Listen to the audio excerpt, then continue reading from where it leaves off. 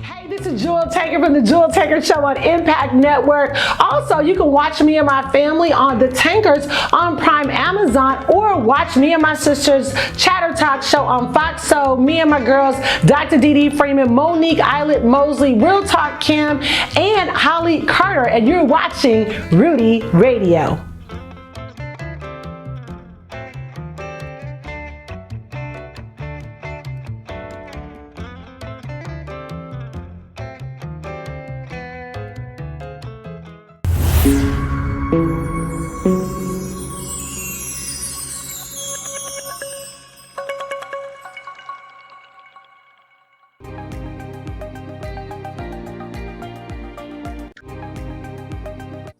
You're listening to Rudy Radio, powered by Rude Rangers Entertainment. I'm Terra Renee from African American Women in Cinema Organization, and this is Talk with Terra, a show that highlights fantastic filmmakers, artists, and entertainers from all walks of life.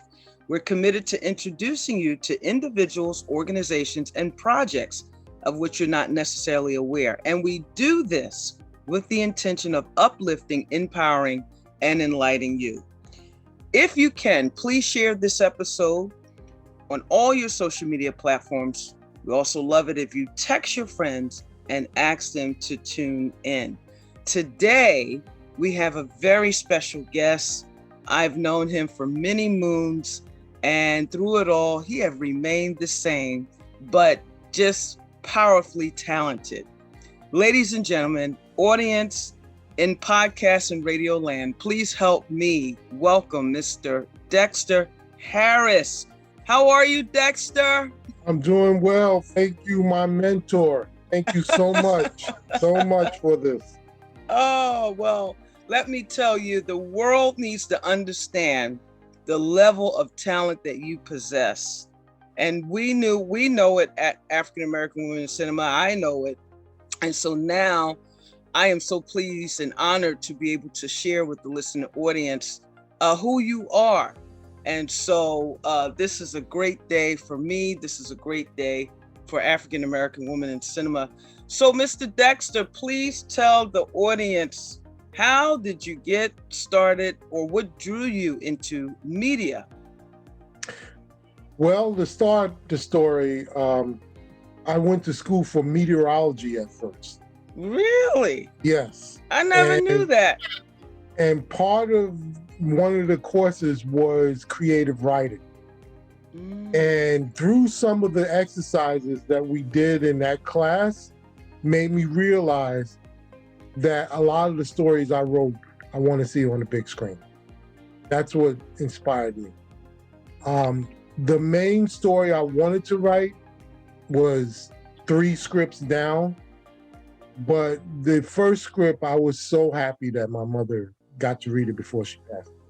So that was my goal once I came out of the creative writing class, write that script that my mother could read that.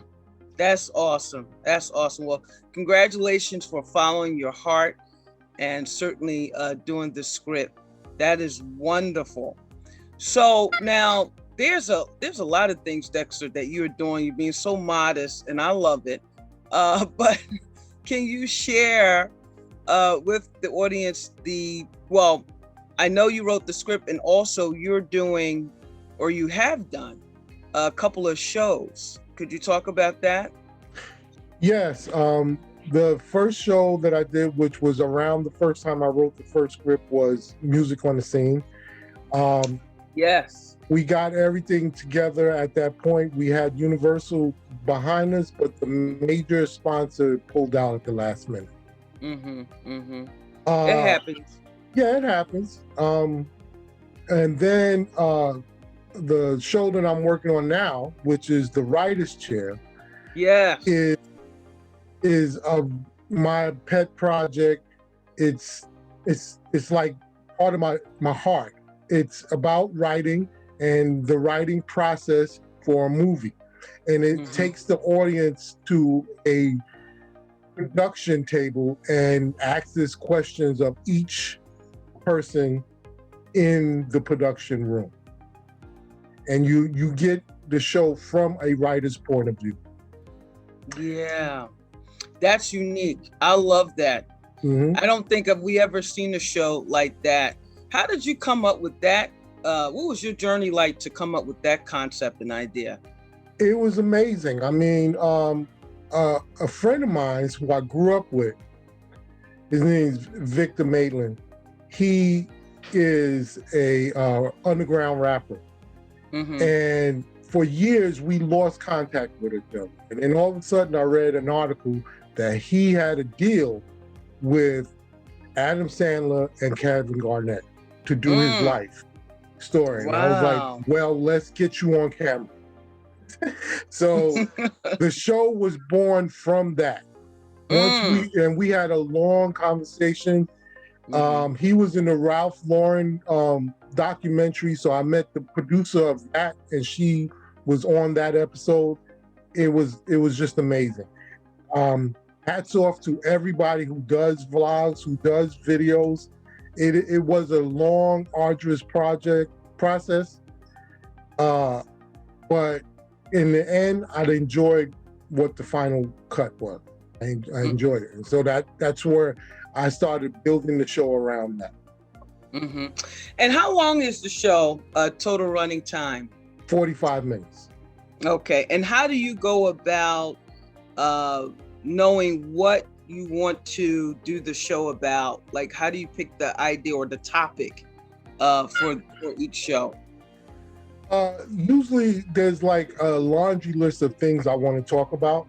Mm-hmm. But when things happen in press, in the current press, it makes me change that list. Just like there's one episode that we wanted to do that actually morphed into activism within the film business. And we're assembling some people together who are in the film business, who are also doing activism and trying to help other artists get into the business, get more diversity into the business. That wasn't our original intent. Our original intent was to talk to an executive producer who's an actor. Then all of a sudden it morphed into activism. It's funny how these things go. You start one way and then you end up on a whole different path. And then when you complete the process, you say, oh, okay, that was really what I was supposed to have done from the very beginning, but I didn't know it yet. Exactly. Exactly. Wow. So what type of activism? Can you talk a little bit about that? In particular, Kendrick, who's an actor on Issa Rae's show, he has an activism company off to the side called Black Now, and it was born during the Black Lives Matter marches last year. And when we started talking to his agent about that, that's when the show started morphing into that. And I didn't realize that there were a lot of other actors and actresses and executive producers and directors who did stuff like this also. So that it actually ruined our deadline because we had more information. So we had to continue filming other stuff. But it was just amazing to dive into that aspect of film. It's totally to the left. Even if film wasn't the subject of this show, it still would be an interesting subject to know that these actors and people behind the scenes are fighting for the rights of Black and brown people in America. Yeah, Dexter, you're absolutely right. We're in the season of that heightened awareness. And I do, from some conversations that I've had, this Biden administration that's on the top of their list to begin to root out systemic racism that we've been dealing with for years. So it's like a fresh awakening that we're experiencing now. And certainly through the unfortunate death of George Floyd, it really brought a lot of this to the forefront in ways that we haven't witnessed in modern history. So this is the time that, you know, voices need to be heard, and talent that can help magnify those voices need to be in the forefront. So I see the shift. I see it. And what an incredible moment we're in, Dexter, and Yes. what an incredible era we're in.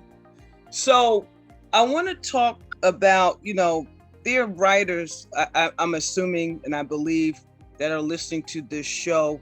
What are some of the pointers that you can give to a writer when they are just starting out? There's two things. One, Mm-hmm. which is part of my production company that I would like to teach script writing. But one thing is research. I can't tell you how long it took for me to write fade in on my very first script. Because Wow. first I had to do research on how to write scripts. Mm-hmm. Then I had to do some searching and figure out, you know, what is the right format. And then I had to research my characters to see if I was coming close to reality. Was my characters close to actual characters that were out there? Stuff like that.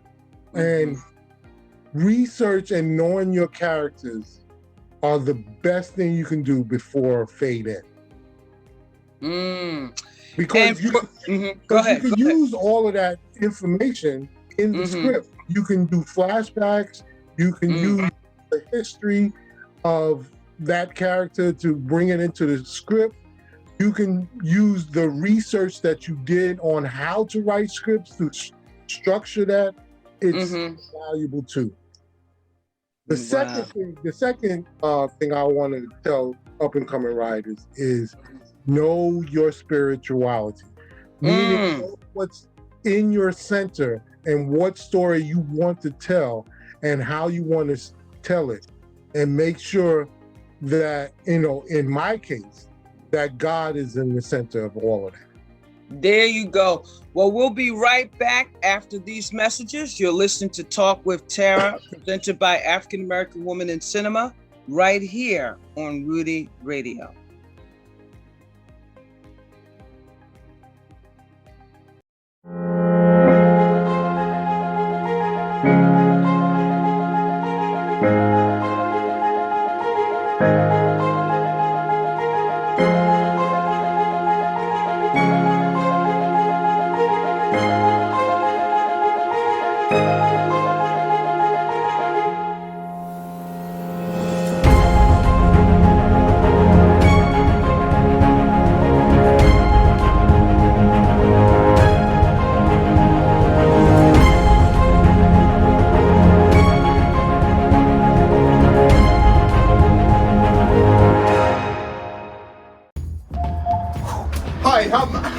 Confetti, international Formula One driver. I sped to get to Long Island Telecom before they closed. I need to get one of these fantastic deals that Long Island Telecom has, because you can't beat the price anywhere else. Oh, get away from that car. What are you doing? Freaking kids playing with the car out there.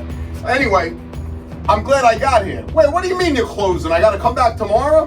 What's your number? 631-833-9679? Oh, stop writing me a ticket. We're having a conversation with African American filmmakers.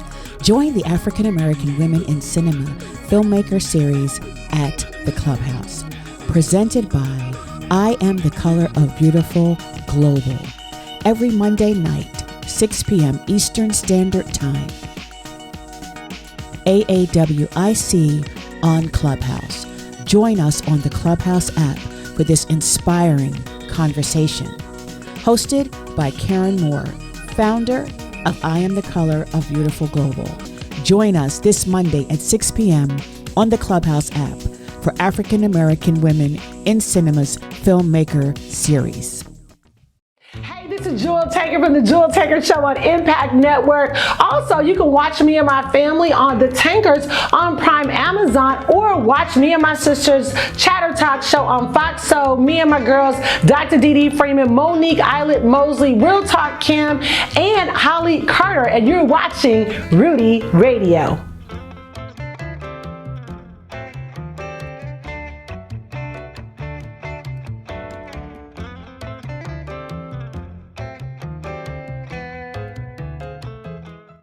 Welcome back to Talk with Terra. I am Terra Renee from African American Woman in Cinema, and today we are talking with the talented writer, Mr. Dexter Harris, and he was giving our audience some inside rare tips as to what you should do when pursuing a career in writing.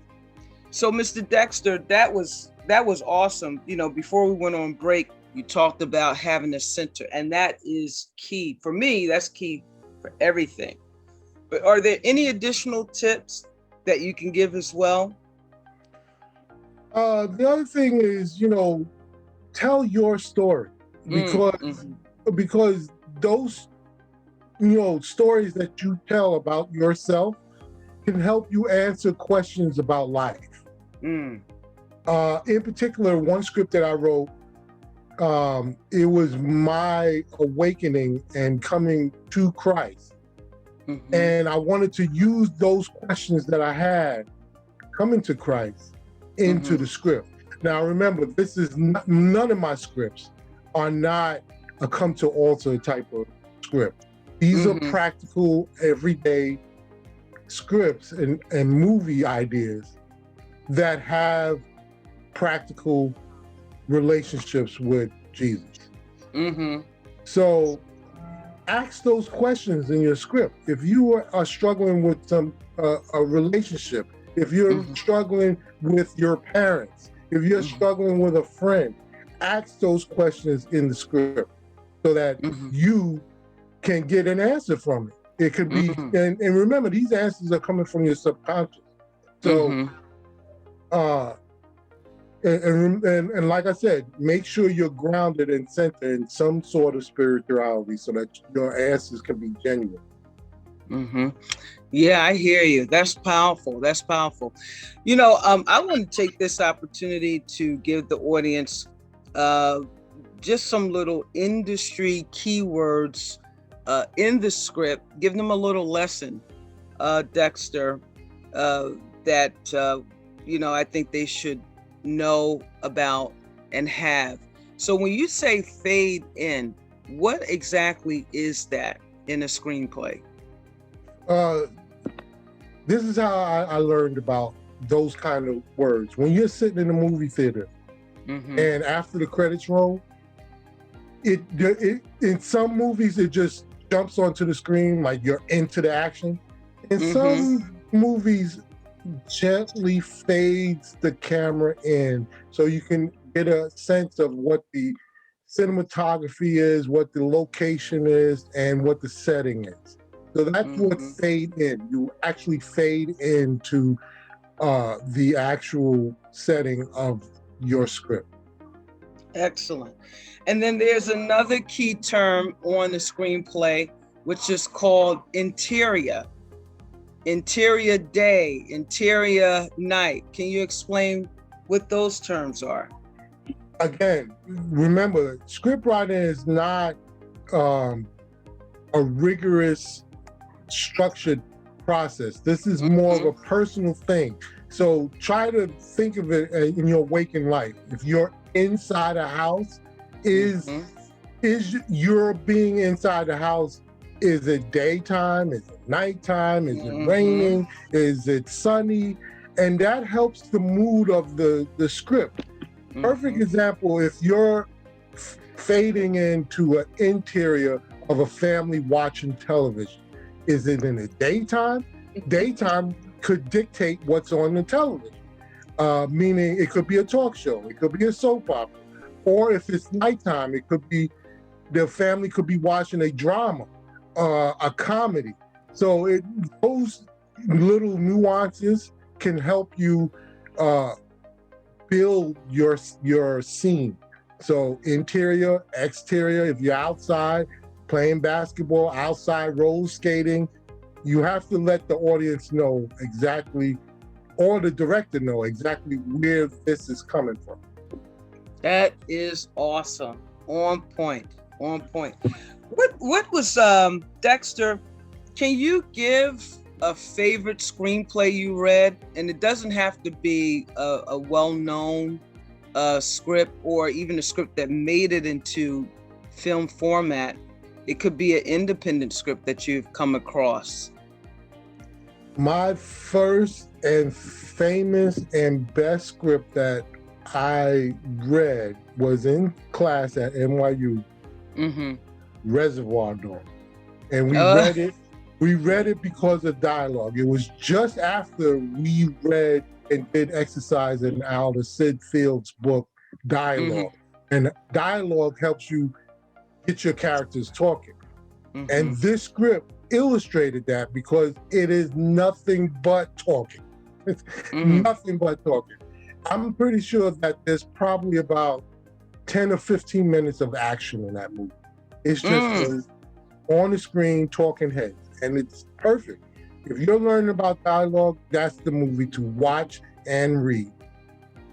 Wow. Okay. YesSir.com. What are some books that you can recommend to those who are looking to get into screenplay writing? Well, first and foremost, what I just mentioned, Sid Field Dialogue. Okay. The next one, I know a lot of people shun away from these series, but it's perfect. It worked for me. The Screenwriting for Dummies. Oh. I mean, I wish they came up with a better name for it, but it has all the great basic things you need to know on script writing. When I started writing scripts, a lot of these books had you learn formatting. You don't need that. There's like 3 or 4 softwares out there that formats for you. So all you need to know is the mechanics on how to get your characters talking. And those are the 2 books I recommend for first-time screenwriting. I dived into those books for the first 3 months of me self-teaching myself screenwriting. That is awesome. And what are the softwares that can format the screenplay for you? One is Final Draft. I use that all the time, and it's evolved so much since I first started that it's like your home production studio. There is another section in it now that you can use to do storyboarding. You can actually throw, if you're a filmmaker, you can actually throw scenes in an actual visual scene into that script. It's wonderful. It's affordable. It's wonderful. It's great. Another software which is a step below that, but it's a little bit cumbersome. But if you're first starting and you can't get to that level of Final Draft, is Scriptware. Scriptware was actually the software I used for my first script, my very first script. It worked, but it was cumbersome. And when I got to the next level, I was able to afford the next level, which was Final Draft. Wow. That is. Are these software expensive, Dexter? Not really. I mean, like Scriptware, I remember purchasing it and researching it recently, that it's still around the same price, around $60 to $75. Okay. Final Draft, you can get on Amazon.com for upwards of $150. Okay. Now this may sound like a crazy question, but it may not be. I know that eBay have a lot of people who resell things and I think Amazon do to that point, to that degree as well. Do you recommend someone buy a used script program, or should they just try to get it brand new? I do. I mean, if you're just starting out, yes, a lower version of any of these softwares would do. But if you're really serious and getting into productions and got deals going out there, or you want to be in competition, you have to get the latest version. You have to. But like I said, if you first starting out, a lower version of any software will do. That is awesome. You know, I think right now is a perfect opportune time to say this. So if there are any writers out there that are listening and you're just starting out, if you send me an email through African American Woman in Cinema, which is info@aawic.org, and if you answer this question, why do you feel that you should be a writer? We will put your name and in a draw, and whoever name that we withdraw will get a program based on the recommendations from Dexter Harris. So info@aawic.org, and if you answer this question, why do you feel that now you should pursue writing? Email us, put your name, answer that question, and we'll have a draw, and the winner will receive a screenplay software based on the recommendation of Mr. Dexter Harris. And we'll be right back after these messages. You're listening to Talk with Terra, presented by African American Woman in Cinema, right here on Rudy Radio.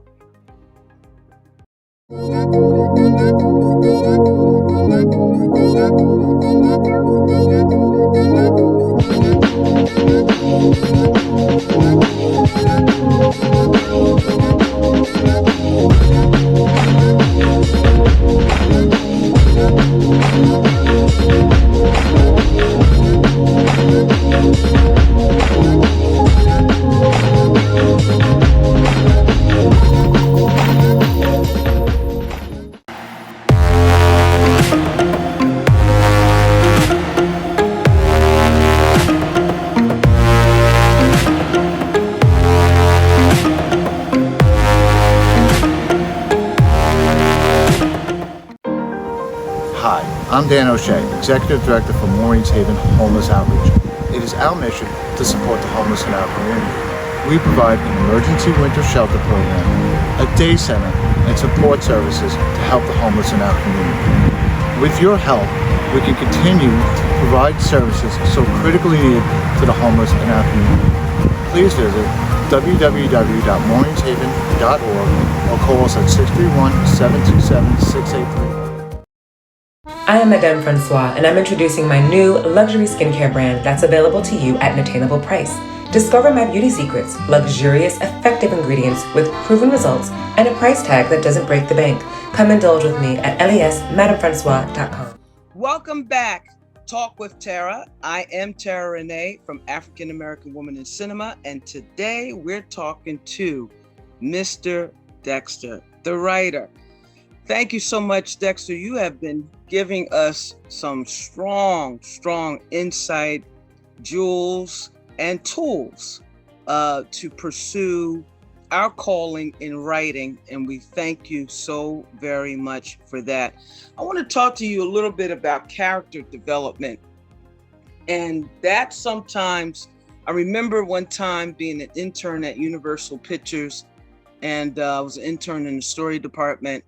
And I mean, a lot of things I heard, but one of the things that I heard on a consistent basis was the question, what was the character like? Is the character fully developed?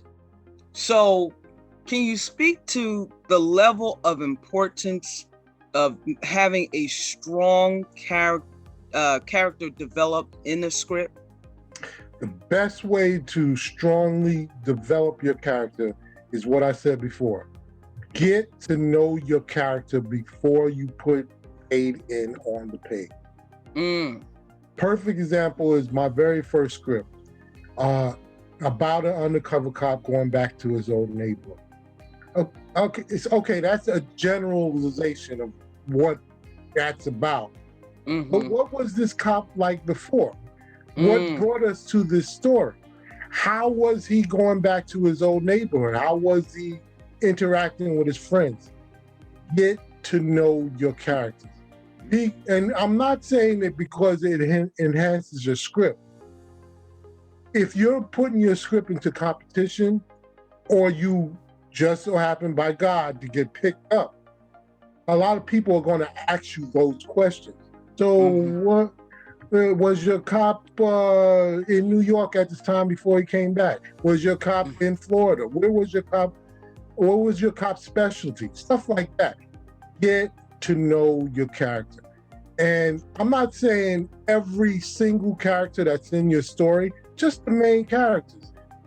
So you can answer those questions and even use that background information in the script by flashbacks or dialogue.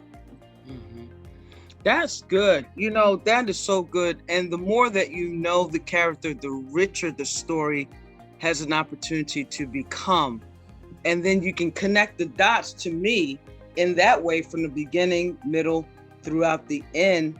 And I think that will certainly engage your audience to really be in tune with it. But one character I was in tune, but I did not like at all, but I was engaged, was Mr. from The Color Purple. Oh my goodness. Oh my goodness. I hear you. But even think about nowadays characters. When you look at some of these characters that you're following, like let's say because I'm into superhero stuff type of stuff. If you're looking at a show called The Punisher, he is an anti-hero. He is killing people to get to justify the means to the end. He's really a bad person, but you really are rooting for this character. Look at the movie Get Shorty. He is a hitman, but all of a sudden he wants to get into the entertainment business. So the first half of the movie, you're like, oh, this guy's bad. But all of a sudden, you're into that character because he's moving on to a different genre. That's so true. That's so true. I think that's Dexter in this vein of character development. One of the things that I love to see in the film is how the character evolves, you know, and is that transformation real? Is it relatable? Can I really buy what they're selling? You know? And I think that the character Mr. kind of did that in one sense in The Color Purple because he was so mean, but then towards the end he began to evolve in a way that was sort of redemptive, you know. He just felt so bad and then end up just helping, you know, Whoopi Goldberg's characters, you know. So that's important because you got to, you know, the total running time for a feature film is what, Dexter? What is it now? On average, it's like 75 to 120 minutes. Yes, on average. And that's a long time to keep people engaged. But you know, you gotta remember the best way to pace all of that out, pace the transformation out, is remember it's 3 acts. And you think of those acts as parts of people's development. He's a bad person in the first act. The second act, something happens what makes him transition to the third act of somebody that you like and rooting for and making sure he wins at the end. So if you can space those 3 acts within 75 to 120 minutes, you got a great story. Now, you know, I heard something, I don't know if this is true or not, but someone was telling me that Boys in the Hood, John Singleton took 3 years to write that screenplay. and that, it went through workshops, it went through just a long, strong process. But I tell you, I thoroughly enjoyed the film, as many millions of others, so here, if you can just kind of squash this, Dexter, right here and right now. Just because you spent 10 years writing a screenplay, does that guarantee that it's a good screenplay? No, it doesn't guarantee that. Thank you. There was a movie that just came out recently with Denzel Washington. Mm-hmm. And I understand that movie, Jared Leto was in it and he played a psycho. I understand that picture was in development for over 12 years. Wow. And it's a good concept. It was a detective redeeming himself and a serial killer coming back to haunt him, stuff like that. Good concept, but it wasn't executed right. I don't know if it was simmering too long. I don't know if it had too many hands in it, because from what I understand, it went from different directors and different writers. Sitting on the script too long could be the death knell, or sitting on the script too long could be the greatest thing that ever happened, because Jingle Jangle that came out last year, that movie was in development for a long time, and we finally got that movie, and it was wonderful. It was wonderful. So, it's a toss-up. I would recommend for writers to write the script and keep moving forward. Don't spend too much time going back rewriting. That's what rewriters are doing, editors are doing. That's what they do. I want you to keep moving forward and keep telling your story. That's excellent. That's excellent. So, Dexter, how does one protect their screenplay, their intellectual property? How do they go about protecting that? Once it's done in screenplay format, now what do they do to protect it?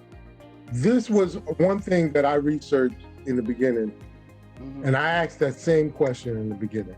First thing you got to do, once you put the end on that, mail the script to yourself, put it in a safe place, don't ever open it. And I'm going to tell you why in a second. The second thing is to copyright it. Now, Final Draft is a software that once you put the end on it, you can hit a button in the app to send it off to get copyright. Wow, didn't know that. It's amazing. The third thing is you can become a charter member of the Writers Guild by submitting it to the Writers Guild. Also, those are the best three ways to protect yourself, because even if you do one or two of those steps, it will hold up in a court of law. Wow. There's a date stamped on that script that you mail to yourself, and the judge will be like, oh, wait, he wrote it at this date. What are you talking about? There's a date stamp on copyright. The judge would be like, no, he wrote this. This is his material. The Writers Guild would use that property to get you into the guild so you can get work. It's amazing. Those are the three things I highly recommend writers once they put the end on the first draft. So how does one become a charter member? All they have to do is write a script, or could you explain that process? Yeah, you just go to the Writers Guild. I'm a charter member of the Writers Guild East. You can do it West. You could do the organization in general. There is a section on the website to submit your script, and immediately after you submit the script and you get a date, you are a charter member. Now, there's other things that you have to do to become a full member, which is get work and get paid for it. But at least you can get all the information on it, even if you want to be a television writer right after that. And that is your writing sample. You can get the job board off of the Writers Guild anywhere in America. Wow. Does it cost, Dexter, to be a member? There's a course. There is a course yearly to be a member of the Writers Guild, but it all depends on how much and what you have sold to a major company. Okay. And even becoming a charter member, that even costs also, and that's less than copywriting. To become a charter member to submit your script, it's between $45 and $55, as opposed to copywriting, it's $100 to $150. Wow. You know, I remember copywriting was, I better not say I'll tell my age. Wow. I'm young, I'm really young, but no, that's amazing. Mm-hmm. So the charter member dues, is that paid annually, quarterly, or how does that work? Annually. Really? Mm-hmm. That's good stuff you're sharing. Very good stuff. Wow. Okay, Dexter, what are your top 3 favorite movies of all times from a writer's perspective? From a writer's perspective, one, a great example of being honest and true to your writing has to be the Godfather trilogy. Wow. Because the screenwriter for that movie was honest to all the characters and kept up with all the characters. There's no deviation whatsoever, even in the 3rd chapter. And that is a great learning tool for a writer. Second, Reservoir Dogs. If you're just learning from baby of being a writer, you got to learn how to get your characters talking to each other. That is the Oscar-winning script to learn how to write. And to the 3rd script that shows a complete package of writing, development, directing, cinematography, it could be taught in Script Writing 101, is Black Panther. Oh, yes. It has all the elements you need. You can hold a masterclass on script writing or filmmaking with Black Panther. Mm-hmm. That is awesome. Wow, that's great. Now, I heard they got Black Panther 2. We're so sad that Mr. Chad will not be in that one. What a great talent. And we all miss him so very much, but so grateful that he spent his time here well. And we can live off great memories for what he contributed, not only to the world, but to the industry at large. So anyway, I tell you, so that is good. So what is next, Dexter? What do you have? What are you working on currently? What do you have coming down the pipe? If you can share a little bit of that. Well, one, I'm still finding representation, and the lead script that I'm finding representation is that script. Funny we should say that I've been working on the script for 8 years, and that's Used Postcards from Hell, and it asks the question: what if death takes a holiday and switches places with a female talk show? It is a comic. It is a comic. How did you come up with that? Wow. I'm a comic book guy, and I said, why don't I write my own comic book? Well, what about if I write my own movie that's a comic book? Well, we'll be right back. After these messages, you'll listen to Talk with Terra, presented by African American Women in Cinema, right here on Rudy Radio.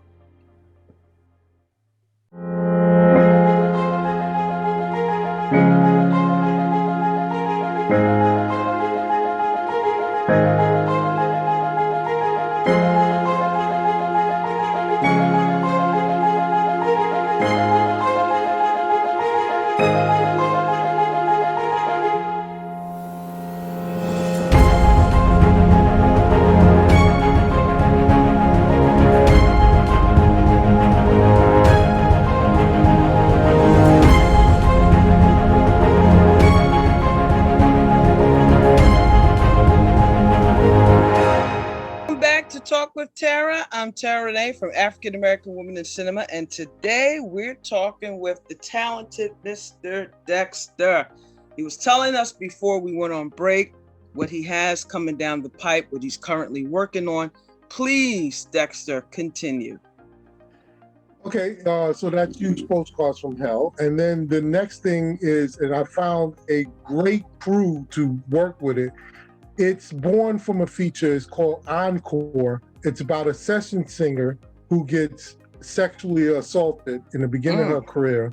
Wow. And during her recovery, she realizes that her calling is to help other session singers not have the same outcome that she had. Wow. Based on a true story. That it's going to be a short, but we're looking for funding for a feature. My director is a great female director named Jasmine Chuby, and she won the 48-hour film festival last year.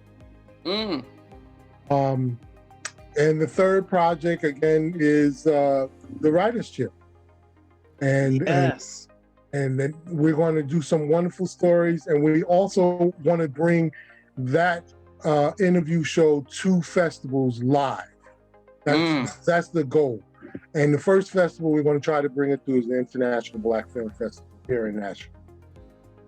Now, can you talk? We talked a little bit about that show earlier in our conversation, but now that we're talking about it again, can you really elaborate a little bit more about that show? The best pitch I always tell people is, imagine yourself sitting in a production room. You're the writer, and there's the producer, there's the director, there's craft services, there's the art department, and you just know writing. So you want to ask those people, how can we get this production together and move it forward? So basically, it's an interview show teaching people about the film business. That's it. Okay, that is so awesome. Dexter, how can people follow you on social media, and do you have a website? I do not have a website at the present time, but that's okay. My son, who's a graphic artist, is building it. You can send information to FullDex.entertainment@gmail.com. I'm on Facebook with FullDex or my name. I'm on Instagram also. That's good. That's excellent. I tell you, I'm very interested in your writer's show. I saw a portion of it, very powerful. I cannot wait until you do your next episode. And I know that the pandemic has just slowed down so many things. Yes. But on the average, before the pandemic, how many shows were you all putting out? How often were you putting it out? Well, we first started just after the pandemic started, and we have 3 shows in the camp. Okay. That's all we got. We're looking for a 4th. We're trying to put together that 4th show that I was explaining to get to some producers and distributors as a package. That is great. I think that's powerful. And because of its focus, that's something I'm very interested in being a part of. So we can definitely talk about that more. But what words of inspiration can you give to those who are moving in the direction of becoming a writer? Well, the model of the Writer's Chair is just what I've been saying for years and years and years to up-and-coming writers. Be creative and tell your story. No one can take your story away from you. It's your story. Tell your story. That is so awesome. I want to also say this before we leave. Often more than not, folks experience a lot of opposition, a lot of setback, rejection. How does one handle those elements and still move forward? Main thing is to make sure you are centered in in spirituality. Know your God, and whenever you have to take a second back to brush off the dust and the bruises, talk to him. He will give you guidance on what to do next. That is so good. That is so good. You know, some of my guests that I've had previously on the show, I would ask this question I'm asking you now. On your journey, can you share maybe one or two highlights? What was that moment for you, as Oprah called it, the aha moment, or I call it the confirmation moment, that you knew this was what you're supposed to be doing, and it also came by the way of encouragement? Can you share one or two of those moments with us? Well, one is meeting my mentor at Scholastic, which is Terra Renee. I knew I had to move forward to show her that I'm not just taught. The second thing I can say is the best motivation to know that I was right where I needed to be when a friend of mine noticed my writing talents and asked me to help him with his thesis. And that was the very first time that my words were spoken through known actors. Now I just sat back in the director's chair and was like, wow, I think I've made it. I think I've made what I wanted to do, and I can move forward from here. That's powerful, Dexter, because many people define breakthrough when their name is in over 1 million people's mouths. They have over $1 million in the bank, and now they got their quote unquote breakthrough. But that's interesting what you just said. I've made it because I've written the piece, and now others get to share it and partake in it. Yes. That is what I call making it.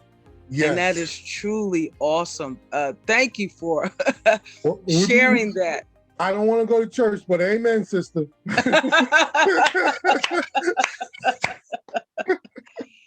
No, you know, because it's so, you know, especially the industry we're in, is so competitive.